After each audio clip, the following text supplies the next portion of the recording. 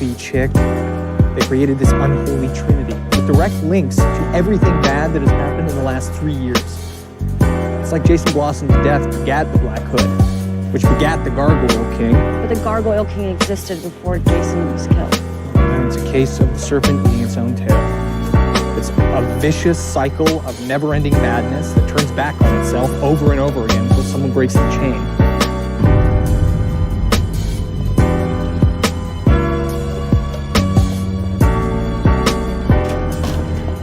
Tony! Baby?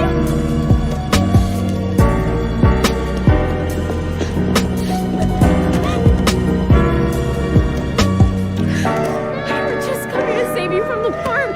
How'd you get out? An angel in disguise. Where's Betty?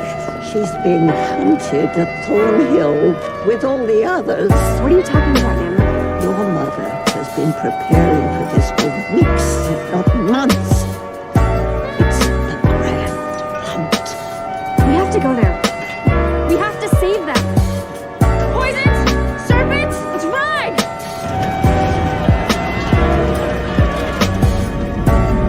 Looks like it's my turn.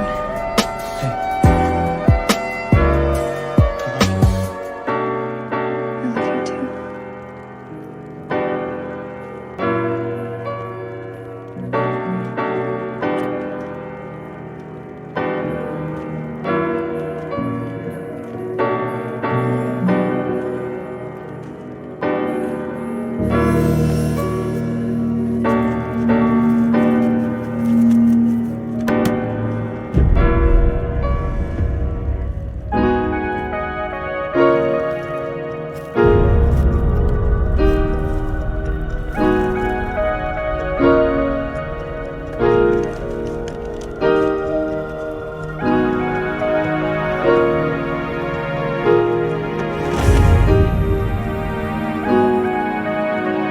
You know how this has to end.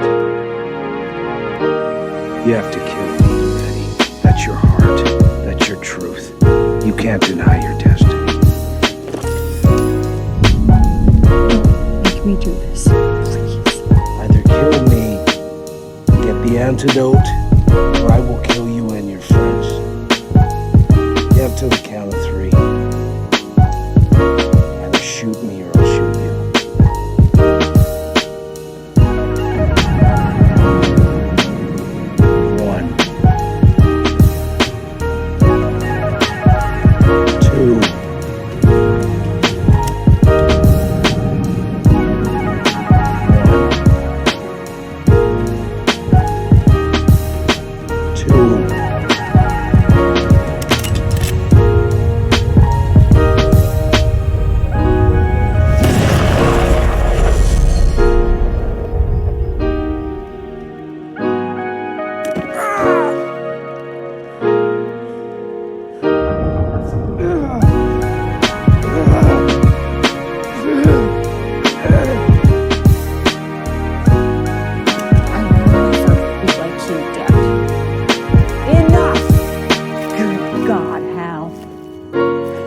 Can't be trusted to do anything. You were a terrible serial killer, and you still are today. Useless.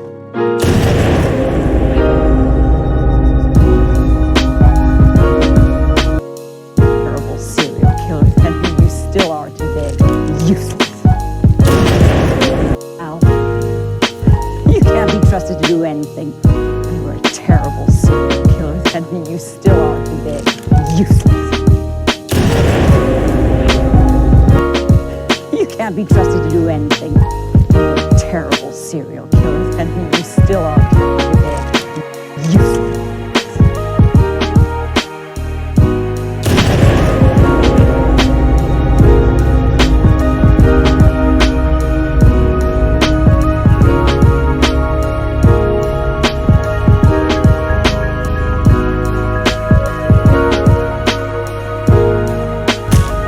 What do you think you're doing? Claiming our prize.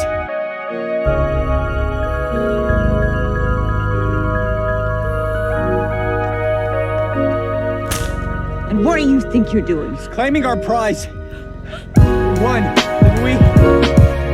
Survived. survive the night. We've proved that we're better than this town. That may or may not be true. But kill them. Kill them all! But, Archie!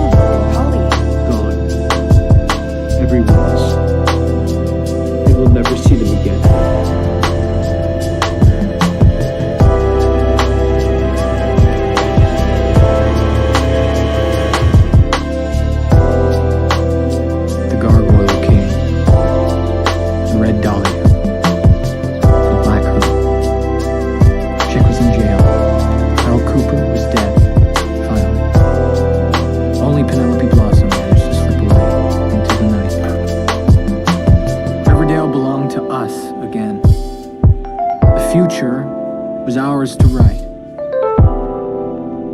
But what would our stories be?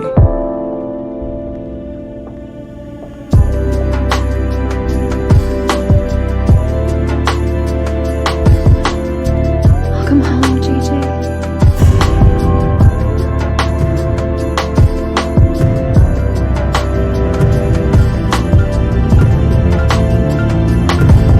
You're sure? How could he have hid this from me? Hid what?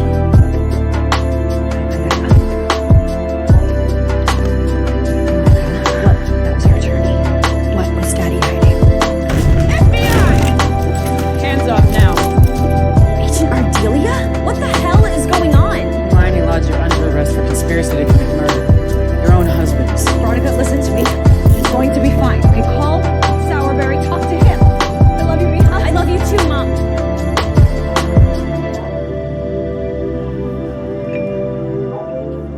Mr. Lodge, it's done. As requested, your wife's been arrested, and the necessary... Mr. Lodge, it's done. As requested, your wife's been arrested, and the necessary evidence has been planted. Perfect. Thank you. Veronica. You don't even know what's coming me up.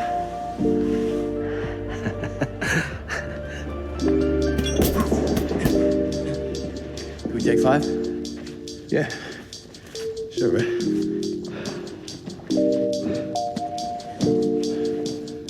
What's up? I'm thinking about making some changes to this place, Mad Dog. Yeah? Yeah. Maybe making more than just a gym. Like a halfway house or a community center. Just where the kids in the neighborhood can come so they can stay off the streets. I want you to help me run it. For real? We might actually have a shot at turning this town around. hope again. Oh, yeah.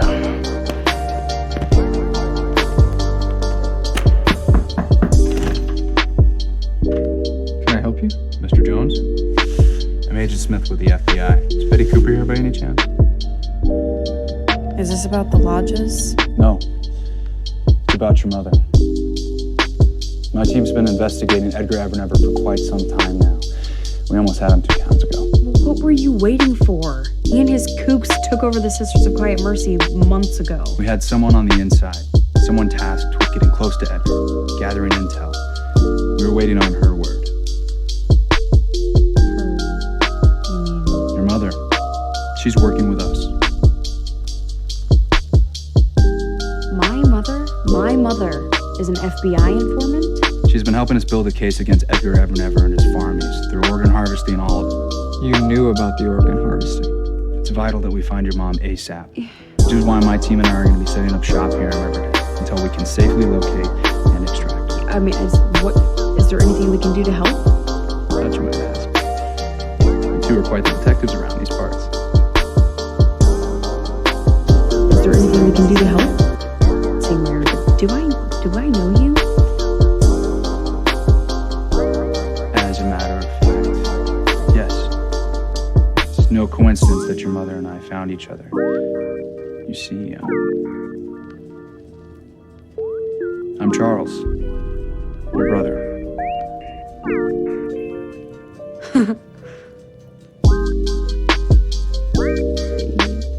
You can't be. Wait. If you're Charles, You and I are also brothers, Jughead. That's right. Wait, back up. Your brother's alive, and he's an FBI agent? it's our half-brother. It's pretty crazy, right? Oh, and my mom is also working for the FBI, undercover at the farm. What? Actually, that kind of tracks. What about you, Abby? Any word about your mom? She's trying to cut a deal with the DA, but in the meantime, Smithers is my legal guardian. Guys, let's make a vow. Another one. We've got senior year ahead of us. Let's enjoy it. Let's vow to be done with death cults and murder mysteries and gremlins. It's gargoyles. Our senior year could be the last time we're all together in the same place. And I don't want to let anything ruin that. Agreed. I'm in. I'm so in. Me too. Well, it sounds a little dull, but sure, let's do it. To the future.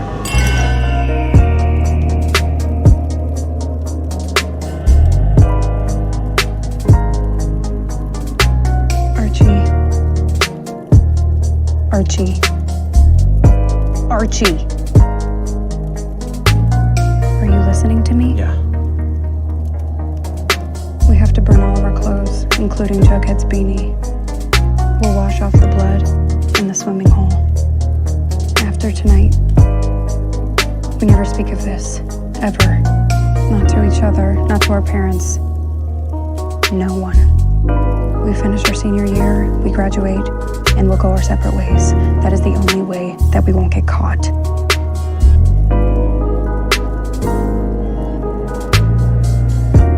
Do it.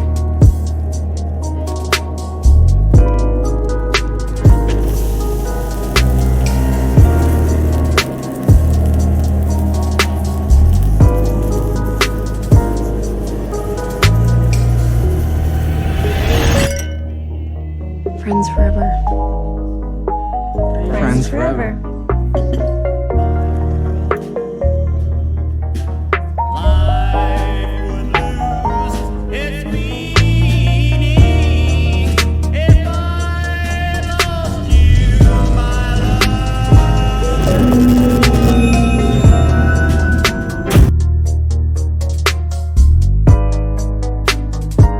Right. How are you?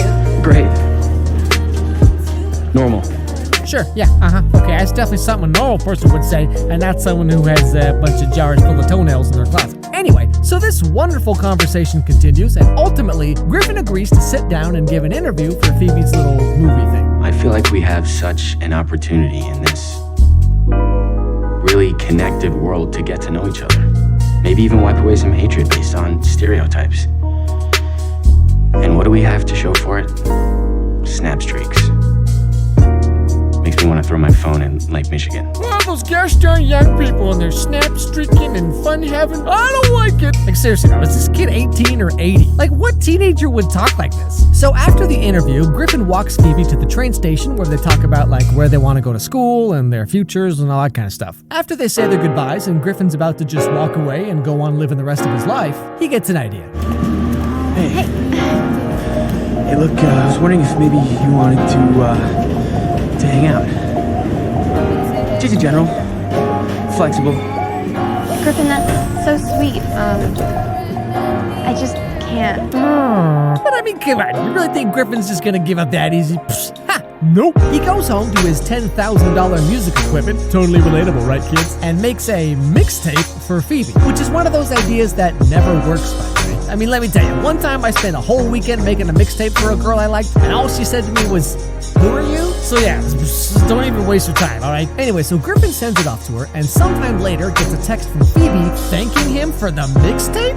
Okay, Netflix, how far are you expecting me to suspend my disbelief with this movie? So they start texting each other, and Griffin works his magic with lines like, "Link up for old movie tonight." Whew, I tell you what, long story short, would you believe they totally start dating? You know, because otherwise this movie'd be over pretty quick. So Griffin starts to help her with editing the video, and they go places and do stuff, and they're all like happy, whatever that's like. But there's one part that's just really something. So at some point they get into like this friendly argument about which barbecue place is the best. Sure, New York restaurants will rock, but Chicago owns Europe. And barbecue. So true, Lem's can't be touched. Lems? Come on, Smoke is way better. So they decide to have a little competition and find out who has the best barbecue in Chicago. They both go and buy a bunch of random stuff, and then we get like this mukbang of them just stuffing their faces.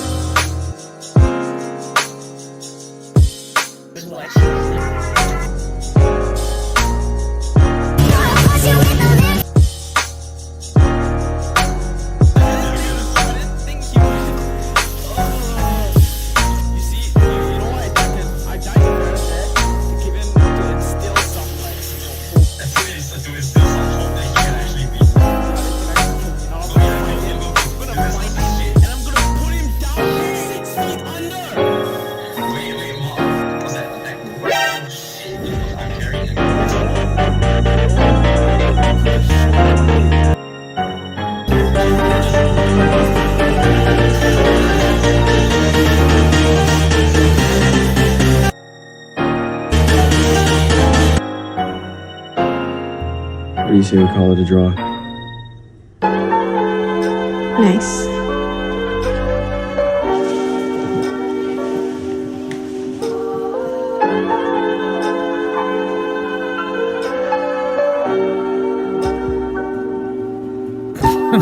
Okay, just hold on a sec. I like barbecue as much as the next guy, but I don't think having your first kiss be with someone whose mouth is full of ribs and cornbread is the best way to go, you know what I'm saying? But then, seriously, they end up doing the old dance tango right after they both ate like 5 pounds of food. Can you imagine trying to do this? I mean, sure, maybe I'm not 18 anymore, but after even just one Chipotle burrito, you know, I'm just like, I guess I'll just live on this couch forever now.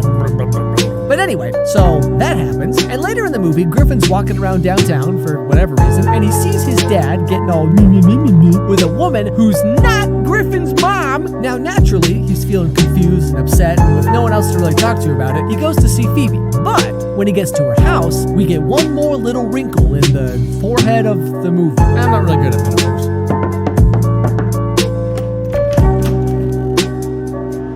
Hi, Griffin. I'm Phoebe's mom. It's so nice to finally meet you. Come on in. That's right, everybody. The woman his dad was cheating on his mom with is Phoebe's mom? What?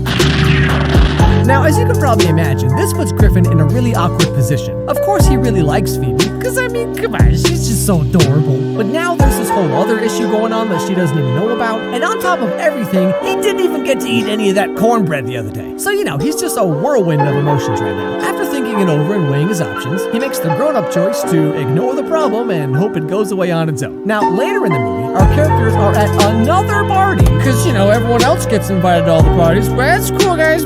I didn't want to go anyway. Griffin and Phoebe go off on their own to have another one of their super deep conversations about life and the future and all that boring stuff. I think I've always sort of been an outsider on the inside.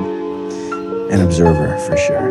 Like, my dad's not in the picture, and sometimes I fear whether I'm even capable of love. Oh my gosh, Phoebe, you're 18! What are you even talking about? That's one of the things with this movie in particular, but also with a lot of shows and movies like this. The characters are supposed to be teenagers, right? Just finished high school, they're nervous but excited to go take on the world and that kind of stuff. But everyone talks and acts like they just turned 31, been working a dead-end job for like 60 years and wondering if it's not too late to just quit everything and go move to Alaska or whatever. The whole point of this movie is like, this is our last summer to be kids and not care and just have fun. But they're spending all their time like if Edward from Twilight was more emo. Love is an illusion. It's my curse to walk this world alone forever. Hey, honey, you want some pizza bagels? Get out of my room, Mom. I'm brooding. But anyway, after sharing a moment, Griffin decides it's a good time to drop this bombshell. I have to tell you that I'm so embarrassingly in love with you. Now, for you and me, a cheesy line like this probably isn't going to fly too far. But of course, when Griffin over here says it, Phoebe's all like, oh, that's so sweet. But just when you think everything's going pretty good, the next day, probably, Phoebe shows up at Griffin's place unannounced, looking real perturbed. Most likely because she just realized that she fell for a guy who makes mixtapes. Rookie mistake. You okay? No, my mom found out that the piece she's been dating is married. Well, shoot, now Griffin has no choice but to come clean, right, guys? Can you believe that?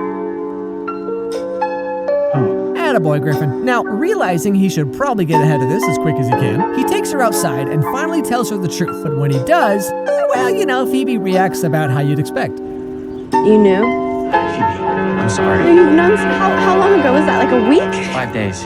So the whole of the 4th of July together, you were lying. I wanted to tell you. I tried to tell you. No, I should thank you, Griffin. Because I almost started to let my guard down for the first time in my life, but luckily you just ruined the last shred of faith in humanity I had left.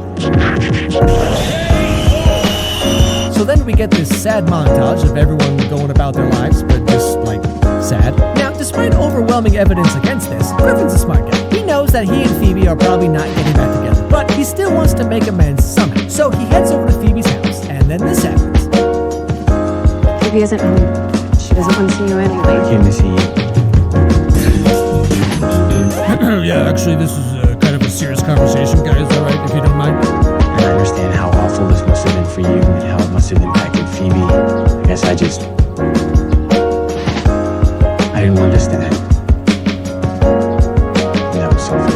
Now, I'm sure you can probably guess how this movie ends, but still, Phoebe goes on to show off the movie thing she was working on, and of course, Griffin shows up just for support, okay? But, if she wants to me, that's fine too. Nice crowd. Oh, I don't know half these people. I think Mom just invited a bunch of randoms she met on the O. How was she? I really appreciate you coming to her. Listen, Phoebe, whether you win this thing or not, doesn't matter. You've already proven that this is clearly what you're supposed to be doing.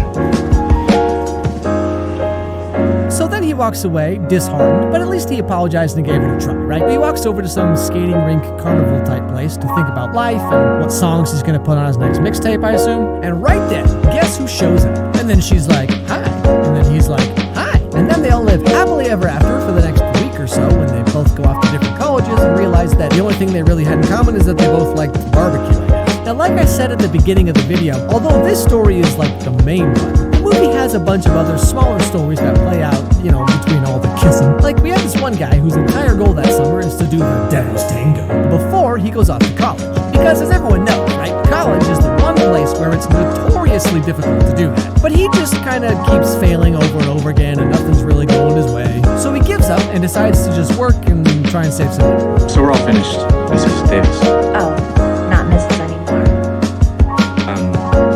So I've got your invoice. Let me grab my checkbook. Come on in. I'll get you something cold. Unless you're in the mood for something hot. Oh, no, please, no. Okay, everybody, I'm sorry. Could we please just run that one more time? Unless you're in the mood for something hot. What is this movie? Okay, last time, I swear. Come on in. I'll get you something cold. Unless you're in the mood for something hot.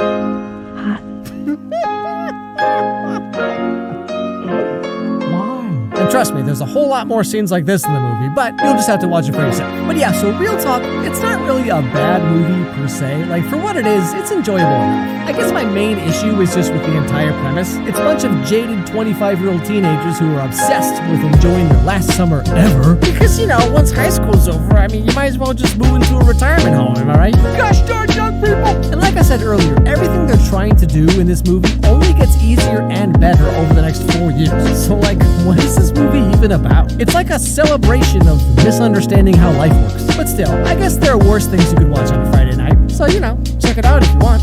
You know, with these movies and TV shows about like teenagers and high school and stuff, like I watch a lot for this channel, right? You know, they portray high school like it's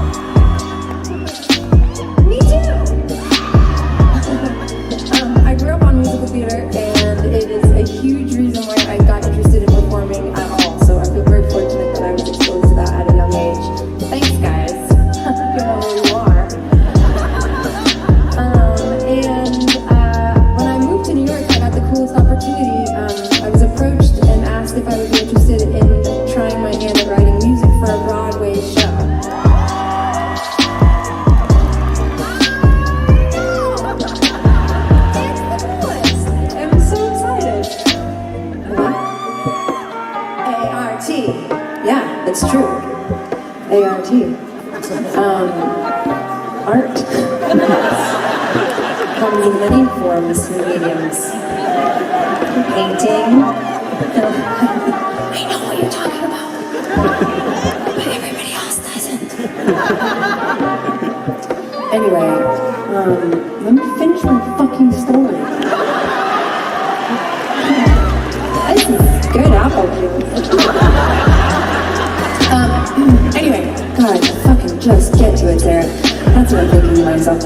Anyway, I got approached and asked if I would try this, and of course I said yes. This is an absolute childhood fantasy dream to have anything to do with Broadway. So this has been an amazing just exploration of theater, and I am just learning so much, and I have so much respect for everyone involved in that community. And I'm a year, will never hear them, they will never see the light of day. You're welcome. But I would love to share with you one of the songs that I think is pretty okay. A handful of years ago, starring Carrie Russell, Felicity. Her hair. I know it too. I think about it all the time. And it chronicles, Carrie plays the lead in this movie, and it chronicles the life of this woman who is this incredible pie, plotting her plan to leave him, and then she gets pregnant with his baby, and she's like, fuck. And, you know, she looks at her life and she realizes that she's not where she thought she would be, and I just fell in love with this story and with this character in particular. And even though I don't have the exact same circumstances, you know, I'm not married to someone I don't love, or I don't have kids I don't want, but so many of you do. You know, I think we can all really get with that. I'm kidding! I don't have kids I don't want, but so many of you do. You know, I think we can all really get with that. I'm kidding! Kind of.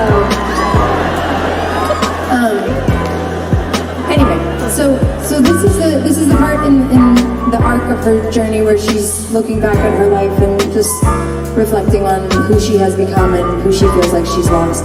And it's called She Used to Be Mine.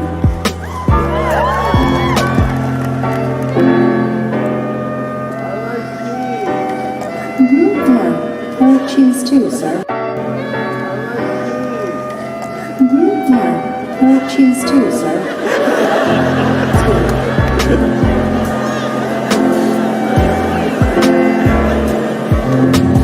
It's not simple to say.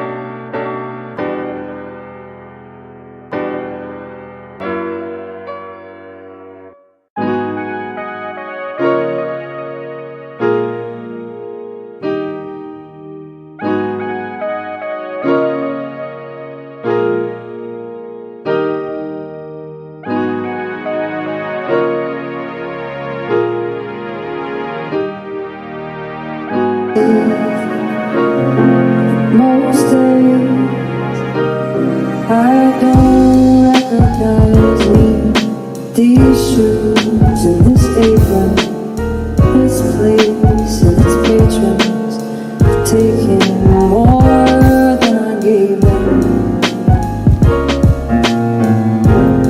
It's not easy to know I'm not anything that I used to be. Oh, it's true, I was never attention's sweet center. I still remember that girl. She's imperfect, but she tried. She is good, but she lies.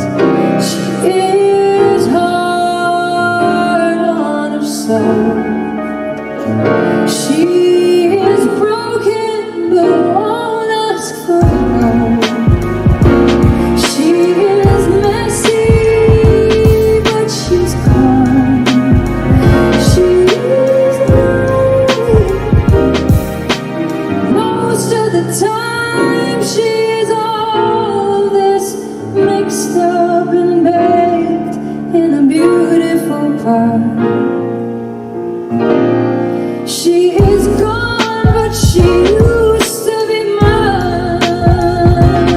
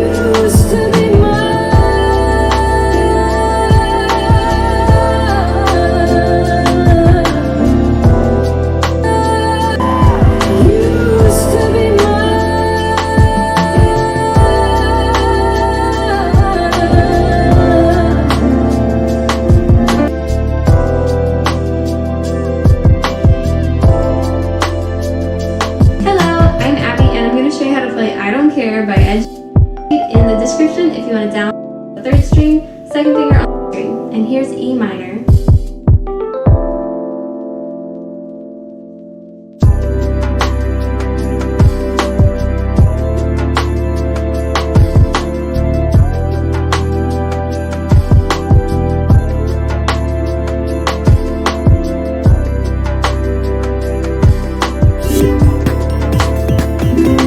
Join an online learning community for manipulative and makes you have no emotions because she's always putting you down. Mom. Dad, go to public school, because that is kind of scary, and he buys you things because he's never there for you and doesn't understand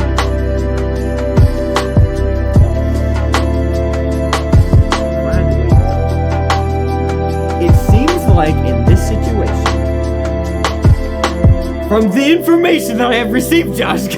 Now, I would not take my advice in this situation. I'm not a lawyer. I'm not a therapist. But I am Jordan from Messy Test. But I'm not saying that this is what you should do per se. I'm giving you my 2 cents, which is sometimes worth a lot. But you make the decision. Okay. From the information I have received, you said an awful lot more about your mom than you did about your dad. Okay? It seems like there is a little bit more to the relationship of your mom than with your dad. Like, maybe your dad's gone more, he doesn't really understand you that well, and he's trying to make things better by buying you things, even though that's not the most effective way to go about it. It's like, he seems like maybe he's trying, even if it's like a really stupid way to do it. Your mom, you're saying, is just putting you down, and she doesn't let you in the emotional stuff. Like, look, if you go with your dad, you might have to go to public school and stuff. That's not the worst thing in the world. You can make it out. I've never gone, but I've heard that you can make it out. But just from the message alone, like, I'm just going by what you've said, right, Josh? That's all I'm doing. That's all I've got is the message. You've said you seem like there's something about your mom that.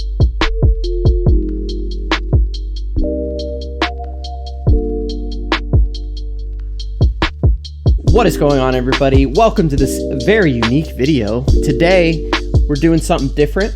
We got a Screen Rant article here. Every major Marvel Cinematic Universe villain ranked from weakest to strongest. We have not read through the list yet, but we know it's terrible because we went through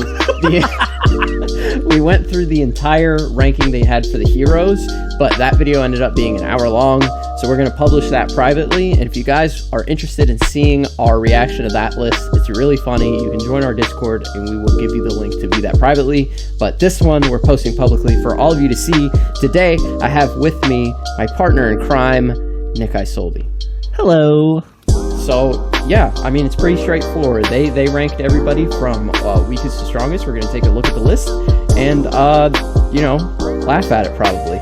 So let's get into it. Based off the last list, there's no way that this one has any chance of being. Alright, so number 20, we have the Mandarin / Trevor Slattery. This is probably okay, accurate. So he's clearly the strong. No, I'm kidding. I mean, fair. I wouldn't even count him as a villain, so whatever. He's here at number 20. Then we got your boy Sonny Birch. Probably also accurate. I gotta say, maybe Mandarin has more research. I'm kidding. Maybe Trevor could take this guy. If I'm arrested, there are a few people I'd like to roll on immediately. All right, so here we have Alexander Pierce, Captain America: The Winter Soldier. I mean, what are you gonna rank from weakest to strongest? I mean, the guy was pretty influential and almost took down S.H.I.E.L.D., from the inside. That's pretty powerful. But I mean, just talking strength, he's down here. Yeah, I think these bottom tier ones are meant to just fill out the list. Yeah, so they just have a be little bit more on the list. Yeah, I agree. All right, let's have a list. Yeah.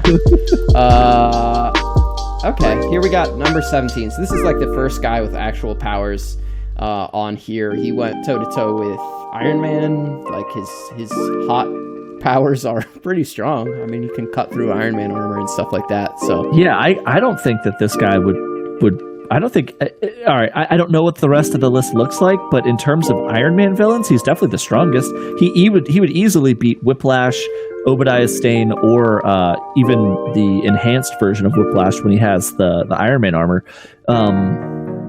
Personally, I think the only reason that Iron Man beat him is because he's Iron Man. He has to win. But I think that Aldrich Killian probably beats those guys easy. Yeah, I'm gonna agree with you.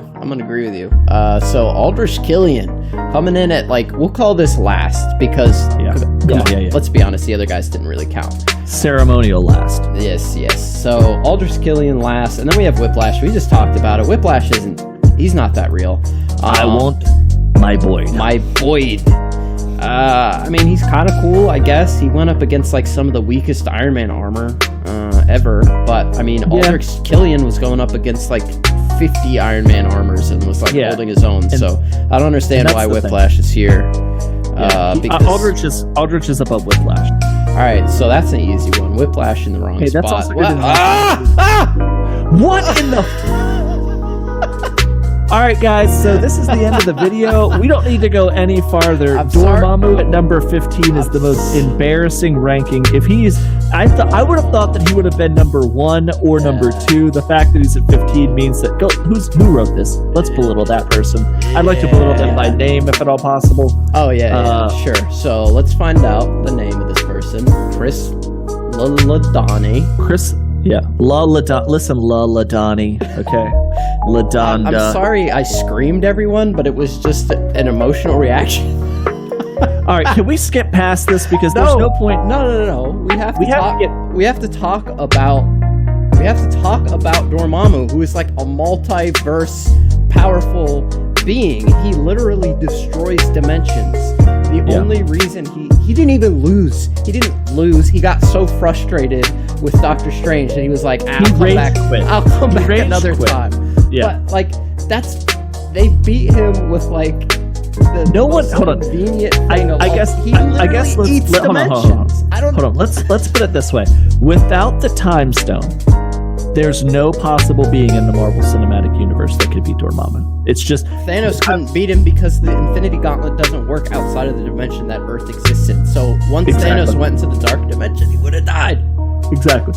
I guess he could use Dormammu's multiversal in the sense that he could have entered our universe had it not been for the barriers put in place by Doctor Strange. He would have taken over Earth, and that's the only thing that's stopping him from destroying our dimension. But the fact of the matter is he's destroyed every other dimension. So Dormammu is one of the most insanely overpowered villains that there is. This entire list is invalidated, and we've only got to number 15. So Dormammu, a character that is going to absorb all of the infinite realities and dimensions that exist in the multiverse into the dark dimension, could probably beat Whiplash. That's just barely edged out Whiplash. Imagine Whiplash flies and is like, Dormammu, I want my boy. So I just want to read the here. Dormammu is defeated due to his inability to foresee Strange's use of the Time Stone, leaving him stuck in a never-ending time loop. Dormammu realizes he has been mentally defeated and gives up on his plan. If someone with Dormammu's power was able to overcome Strange's magic, the world would be in serious trouble. However, due to his plan being foiled so easily, he's not a very strong villain.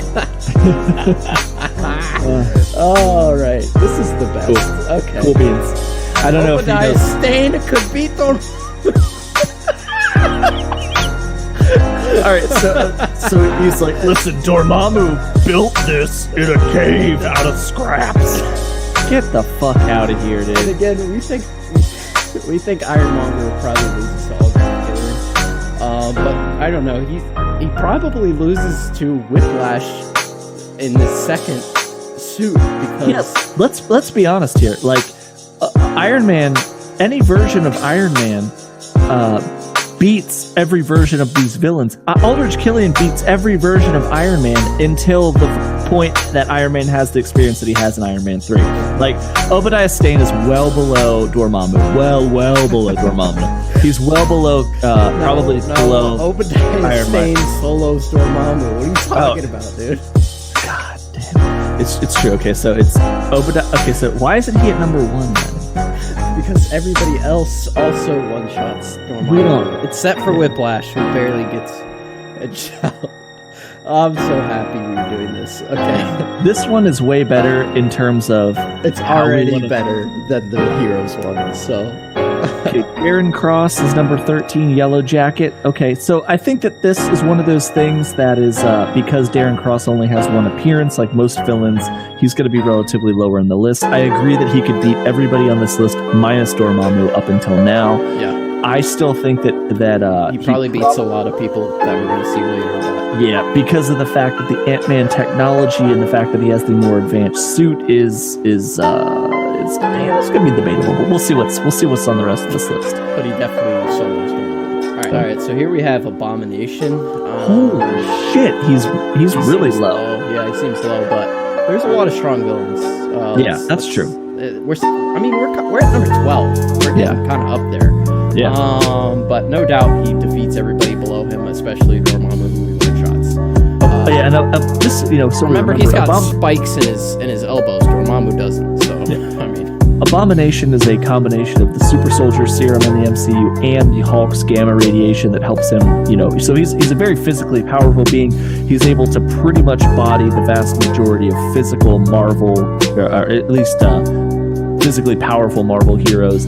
Second only to like Hulk and a couple other characters that have become extremely powerful over time. But I'm really interested to see what's above him because the freaking Abomination is so strong. We just haven't seen anything from him, so we know that he's in the raft, but we don't know. His reaction time is like kind of ridiculous too. He gets shot at by like a rocket launcher at like 20 feet with his back just grabs turned, it and his back is turned, and he just like snatches it out of the air. So Abomination is really strong. I think he's probably a little too low, but I agree he beats everybody below him. Yeah, we'll see who's Malekith.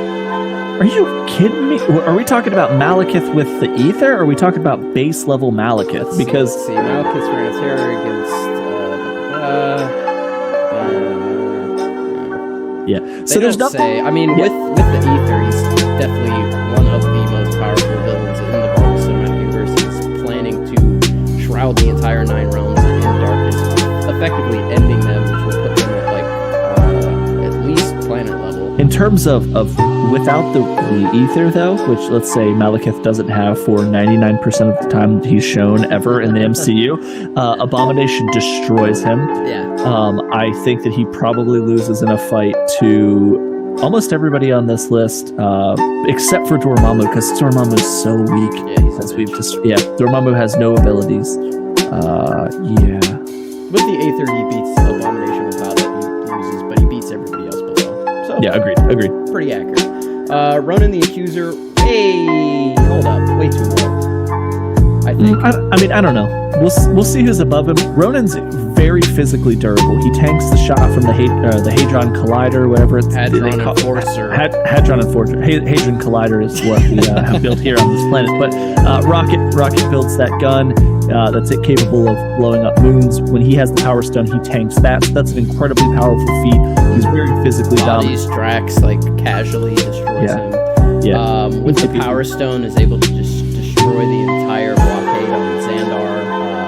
Obviously, he's a planet level being with the Power Stone. So I'm gonna be honest. I think that Ronan is stronger than everybody on this list so far, with the exception of Dormammu. And I don't know how we could possibly say that Abomination isn't at least as strong as the Ronan the Accuser, considering Abomination and Hulk are relatively close to the same level of power. I don't think either of them could take them really enough. So yeah, but then again, Ronan had the Power Stone when he did that. So. All right, Ronan the Accuser at number 10. Definitely, again, stronger than everybody below him besides Dormammu. Okay. Yeah. What is this list? Adrian Tombstone? What? This is weird. Like, how are you going to have Adrian Toomes above some of these? You're telling me that in a 1v1 battle, Adrian Toomes solos Dormammu. Adrian Toomes is below everybody except for these 3. Yeah, I think that Adrian Toomes is probably the lowest. The Vulture suit is great. More power to him. He was a great villain in the context of Homecoming, but he is absolute trash compared to everyone else on this list so far. I'm just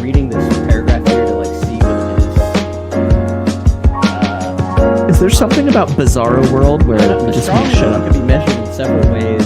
Physically strong than who can oppose them, or is the villain most intelligent that can outwit its heroes?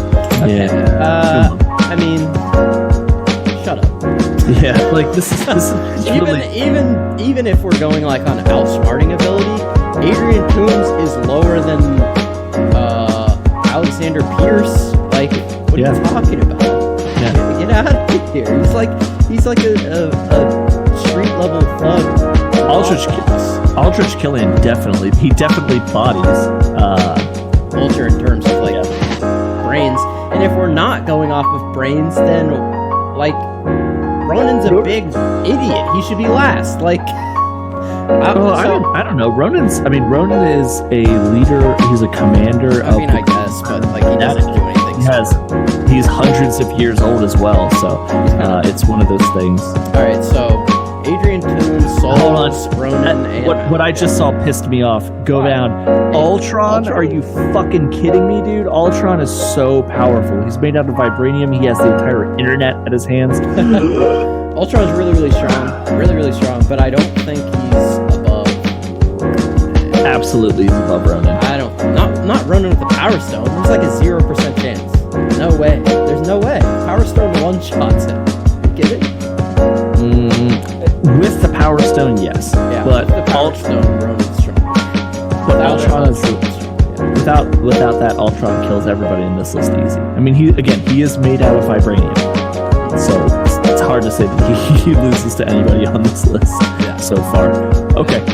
Yeah. I mean, I agree. Right. Red. Get the fuck out of here. Red Skull's above Ultron? Are you fucking kidding me? So here's a problem. Red Skull is not as physically strong as Captain. I think that he's powered. He's one. Go at number 6, which this is one of those things where, okay, Ego's definitely more powerful than everybody below him, but I need to see who's above him, right? Yeah. It's one of those things. It's hard to say because he's at least planet level because he is planet. So who knows? I think Ronan probably. Can we at least admit that Ego's number 1 in terms of beard game? Yeah, definitely. Yeah. Definitely. But I think maybe, like I said, maybe Ultron could have a chance of beating him. I don't know that there's anything Ego has power-wise to destroy vibranium, but I mean, it's possible, I guess. I think Ultron, if Ultron was on Ego's planet, he might be able to beat him with something like Power Stone. But yeah, it's weird. I need to see who's above Ego. Hela, okay. Hela number 5, way too low. I was anticipating her being like number. Yeah, I thought she'd be at least. 3, maybe. If they have Surtur on the list, she's definitely bigger than him. If Dennis on the list, she's definitely bigger than him. Yeah, I don't know if anybody else. Yeah, that's love. Hela's incredibly strong. She's basically the Superman of Asgard. As long as Asgard exists, she has unlimited power. You'd have to be able to destroy Asgard in order to be able to defeat Hela. And so then far, also you'd have to also find out that's her weakness, which is not. Yeah, that's not public Odin is information. the only one that knows that and tells it to Thor, which is why Thor is like, all right, Surtur has to destroy Asgard. Yeah, and Surtur is basically a mythological death machine that comes in, has one piece of valuable content in all of the MCU, and that's to destroy Hela and all of Asgard. And Asgard's not a small or defenseless place, so Hela's a very powerful being. I think that she beats everybody on this list so far easily. Yeah, you're right, except for Dormammu. The fact that I keep forgetting about Dormammu, the fact that they put him so low is so fucking stupid, it's insane. Alright, so here we have Zemo. What? And Sorry. We're running into the issue where this list is so inconsistent by the own rules that they're trying to play. Yeah, he's probably one of the smartest villains that we've ever seen, but he's definitely not one of the strongest villains that we've ever seen. Are you talking about like screaming what into the microphone? I'm sorry, I apologize, but that's how you know that this video is genuine. The fact that you have Helmut Zemo on this list at number 4, did he do a great job of strategizing a bunch of people fighting each other? Yes. He would get his ass kicked by every single person on this list, with the exception of Trevor Slattery. And even then, it might be close. No. Yeah, but I mean, yes, he was a commando. He's a very bright person, but putting him anywhere above any of the super powered beings on this only is it dumb, it's just one of those things that screams that you put him this high on this list because you wanted to get clicks and you wanted to get a bunch of people to do stuff like we're doing right now. So I guess you win. You win, LaFonda, or whatever your name was. All right, so let's take a look at the reasoning. Strength does not always mean physical strength, which is evidenced by Helmut Zemo. Despite only being human, he gains rank of one of the Avengers' most formidable opponents. I don't know about that Not one, really. but sure. He does not require magic or strength of others on the list. He was able to cause damage with only his intellect. With prep time, Helmut Zemo solos Dormammu. With true. prep time. Son, he's the Batman of this universe. Alright, Loki, definitely not more powerful than Hela, Ego, Ultron, Ronan, or Dormammu, or even Abomination.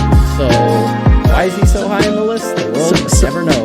Yeah, so look, Loki has great intellectual feats in terms of the MCU, but almost every plan that he's ever been able to concoct has been completely dismantled by his self-proclaimed half-wit brother.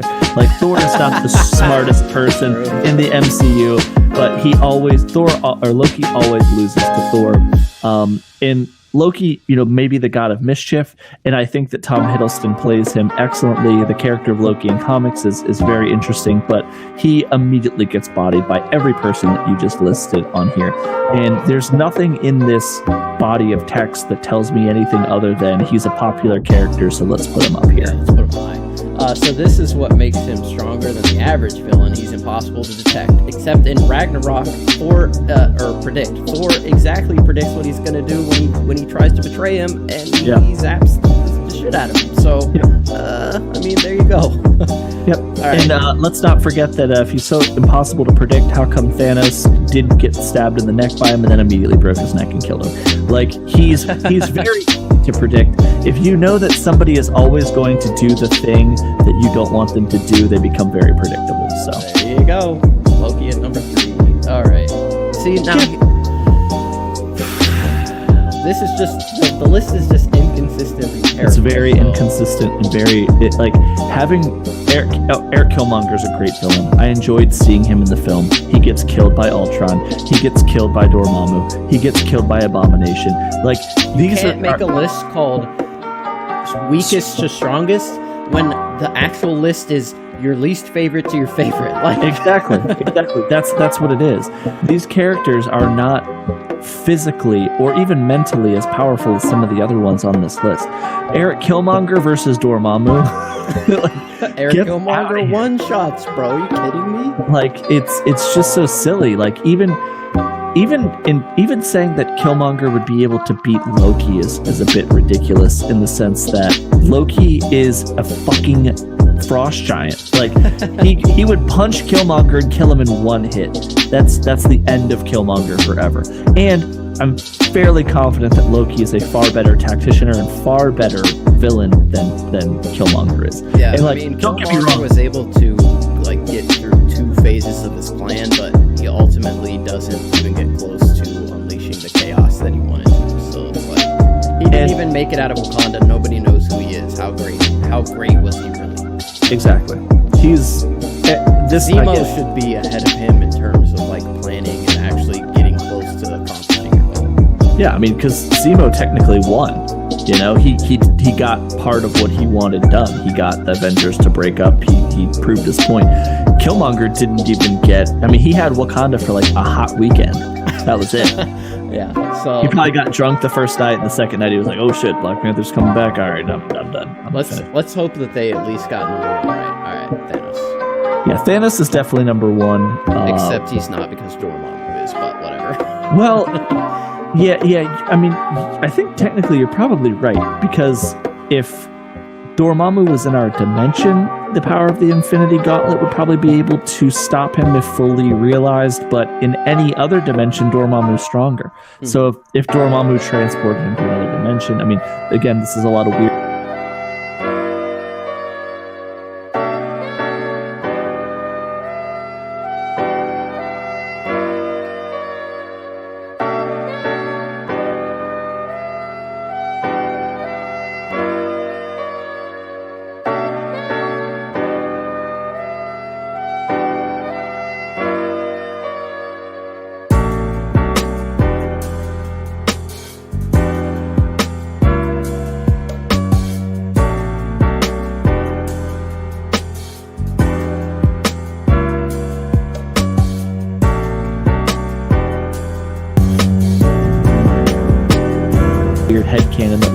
girlfriend around you.